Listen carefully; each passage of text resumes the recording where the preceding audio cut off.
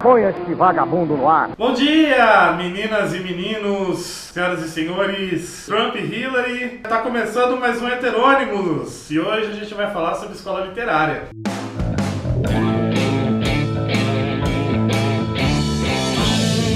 Bom, gente, antes de começar a falar das escolas literárias propriamente dita, cada uma delas, estou gravando esse vídeo como introdução a elas para entender mais ou menos como elas são organizadas e meio que um macete para você identificar mais ou menos como elas se estruturam e como elas se identificam numa linha do tempo. Porque realmente aqui a gente estuda a história da literatura, não é bem literatura. Literatura é mais ou menos aquilo que eu venho fazendo entre linhas. Entretanto, a gente também tem identificação das escolas literárias e elas são importantes, principalmente para vestibular e outras formas de análise, que facilita a análise de alguns textos para vocês mais para frente. Vamos lá então.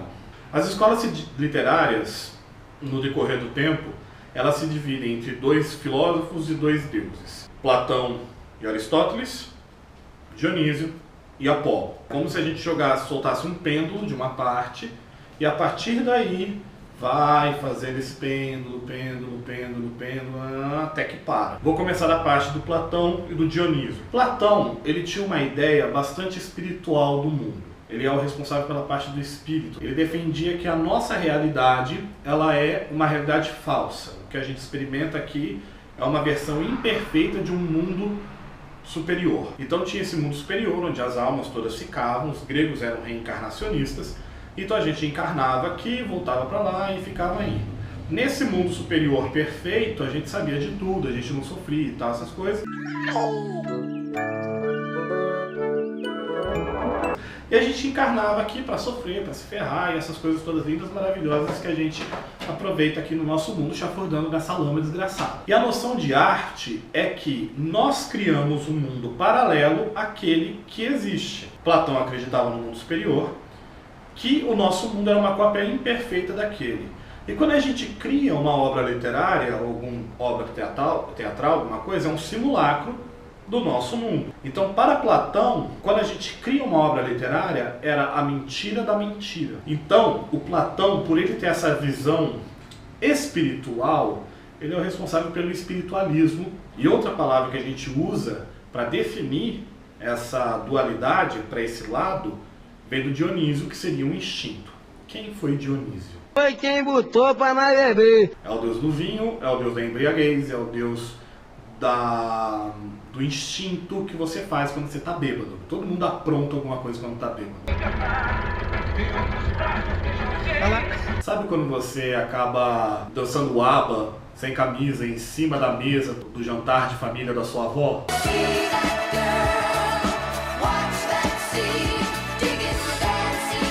O Baco representa esse tipo de coisa, ou Dionísio representa esse tipo de coisa. Dionísio, por incrível que pareça, era um dos deuses mais violentos do panteão grego. Eu sei que vocês devem estar pensando que Ares, porque é o deus da guerra e tal. Perceba que Ares era o deus da guerra, ele fazia violência na guerra, né? E a guerra tem que ser violenta. Guerra sem violência não é guerra, é xadrez.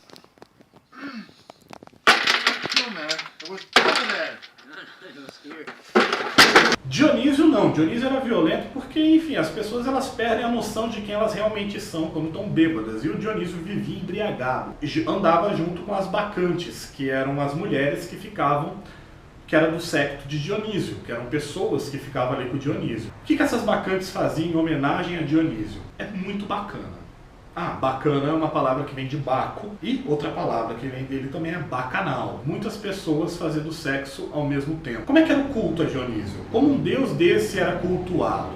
Primeiro, apenas mulheres podiam fazer parte do culto a Dionísio. Segundo, como era um rito bastante violento e bastante diferente, ele não podia ser feito nas cidades. Como é que era a reza? Como é que era a missa de domingo? Elas pegavam um bode, iam até a montanha mais próxima da cidade, se coloquem no lugar do bode. Aí elas colocavam você lá parado, você ficava lá bodeando, fazendo bodices, que envolve, sei lá, comer capim e ser um bode. Mas quem vai tocar? E aí elas tiravam a roupa e elas começavam a encher a cara de vinho. Tem muito filme pornô que começa desse jeito. Elas começavam a dançar em volta do bode. Lá pelas tantas da dança, lá pelas tantas da embriaguez, elas pegavam um machado, cortavam a cabeça do bode, erguiam a cabeça do bode sobre a cabeça delas, se banhavam no sangue do bode, saíam correndo com a cabeça do bode em cima da cabeça delas até o centro da cidade e desmaiavam lá. Não é à toa que o bode depois vira sinônimo de capeta, depois do cristianismo, né? De um lado do pêndulo, a gente tem Platão e Dionísio, representando, respectivamente, o espírito e o instinto. E do outro lado do pêndulo, a gente vai ter o Aristóteles e o Apolo, representando, respectivamente, a matéria e a razão. Aristóteles foi aluno de Platão, mas não concordava muito com as ideias de Platão. A gente já falou de Aristóteles aqui, no vídeo de gêneros literários, que foi ele que formulou a teoria. Então, em termos de Grécia Antiga, quem mais manjava de literatura e artes como um todo era o Aristóteles. E o Aristóteles ele era mais materialista. Para ele, o artista falava verdades por meio de mentiras. Então, enquanto que para Platão é o espírito, Aristóteles é a matéria. E aí você tem o Apolo. Gente. Mas o Apolo, ele é o representante da razão, o representante da luz, ele é o deus da luz. Essa é a dualidade da literatura. De um lado do pêndulo, Platão e Dionísio, representando espírito e instinto. Do outro lado do pêndulo, Aristóteles e Apolo, um representando a matéria e o outro a razão. Isso facilita muito na hora de tentar mais ou menos adivinhar as características gerais de uma escola literária, porque elas acabam se relacionando. E é importante também a gente falar de 3 livros que são a base da literatura ocidental. O Homero escreveu 2 livros, Ilíada, Odisseia. Primeiro falar um pouco da Ilíada. Ilíada, ela não conta a Guerra de Troia. Ele conta mais ou menos o ano e meio final da Guerra de Troia, e ainda assim, ao final do livro, você não sabe o que acontece no final da Guerra de Troia. O principal motivo do livro Ilíada é a fúria de Aquiles querendo destruir um reino. Aquiles, ele é um herói, um dos maiores heróis gregos, é um cara de cabeça quente. Então ele não queria muito participar da guerra, porque quando eles estavam indo até a Troia, eles saquearam o templo de Apolo, e um dos príncipes, acho que foi o próprio Menelau, acaba pegando a escrava que ele tinha pego para ele. E acaba fazendo com que ele não participasse direito da guerra. O que faz ele participar da guerra? Um primo dele acaba querendo participar da guerra, o Aquiles não está deixando. Então ele veste as roupas do Aquiles e vai para a guerra. Nisso, no meio de uma batalha, o Heitor acaba matando o primo do Aquiles, o Pátroco. O Aquiles fica chateado, aí ele vai lá nos muros de Troia.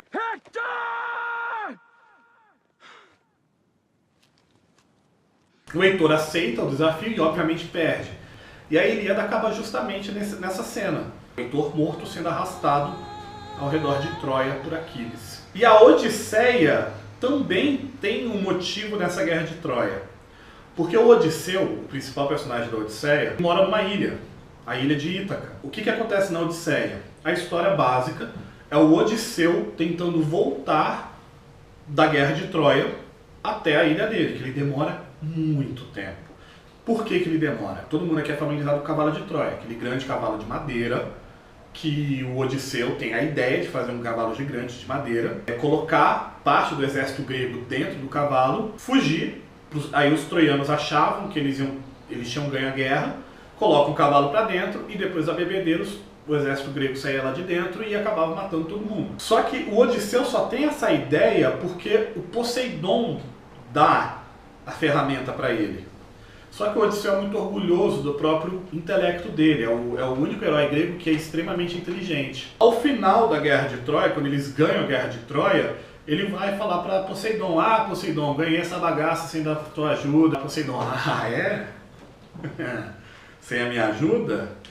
Quero ver você voltar para tua casa agora, seu safado. E no meio do caminho, ele acaba sofrendo por passar por 1001 confusões que até Deus duvida. E a Eneida, ela é um spin-off da Ilíada. Tem um personagem na Ilíada que se chama Enéas, que é filho direto de Afrodite, que acaba fugindo de Troia a mando da própria mãe, no meio da guerra, porque Troia ia ser destruída. O que esse Enéas vai fazer? Ele vai fundar Roma. Daí você tem o livro Eneida, que foi escrito por outra pessoa, o Virgílio, que é um poeta romano, que é o principal livro que vai influenciar a maior parte da literatura ocidental. Mas é um livro que queria imitar o Homero. Então esses 3 livros é a base para qualquer história ocidental. Você pode achar que é exagero da minha parte, mas você tem cena cinematográfica. A primeira vez que o Aquiles aparece, ele aparece sendo descrito dos pés até a cabeça. Os filmes de ação, quando um personagem era introduzido, começava a câmera em close nos pés dele até ir para a cabeça, e quando chegava na cabeça ele falava uma frase de efeito.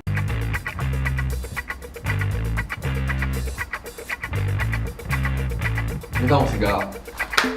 Na Odisseia você tem uma cena cinematográfica. Quando o Telêmaco chega perto da região de Esparta, se não me engano, está tendo uma homenagem ao deus e são milhares de pessoas e a descrição é como se tivesse uma câmera num helicóptero fazendo toda a cena. Da importância não só teórica, com Platão, Aristóteles e os outros 2 deuses, mas também de bases para fundamentar a escrita do que viria a ser depois. Então, para resumir, nós vamos ter 2 facções de escolas literárias, uma em cada lado do pêndulo. Platão e Dionísio de um lado, Aristóteles e Apolo do outro.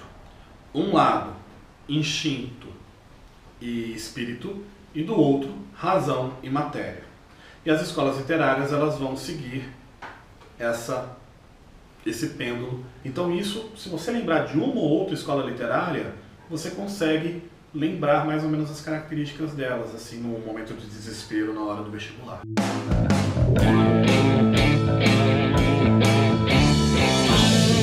Bom, gente, espero que vocês tenham gostado desse vídeo. O de sempre, curta, compartilhe, mostre para os amigos, utilize isso daí, sugira alguma coisa, dá uma olhada no canal, porque tem vários outros vídeos já, tem várias outras coisas que a gente tem feito aí. Espero que vocês tenham gostado. E aí, ficou bom? Ficou.